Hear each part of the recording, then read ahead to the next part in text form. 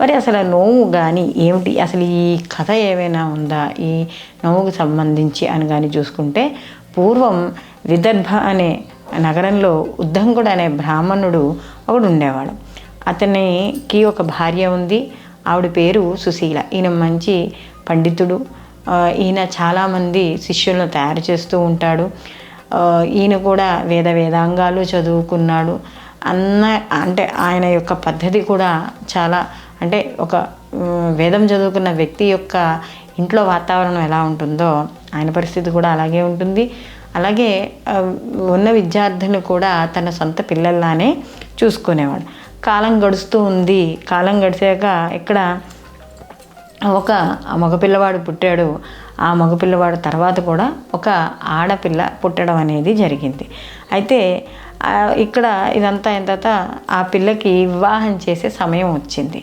ఆ వివాహం వచ్చేటప్పటికి సరే వివాహ సమయం వచ్చింది కదా, వివాహం చేసేద్దాం అనుకుని వివాహం చేసేస్తాడు.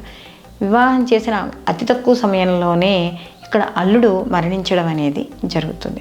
ఎప్పుడైతే అల్లుడు మరణిస్తాడో ఇంకా బాధను తట్టుకోలేక ఎక్కడో కాస్త అక్కడి నుండి దూరంగా వెళ్ళి శిష్యులతో వెళ్ళి మళ్ళీ ఆయన వేద విద్యను అయితే ఏం వదిలేదు. ఆయన మామూలుగా శిష్యులకి పాఠం చెప్పుకుంటూ ఇలా చూస్తూ ఉన్నాడు. కొంతకాలానికి గురువు అనేక మంది విద్యార్థుల్ని ఈయన తయారు చేయడం అనేది జరుగుతోంది.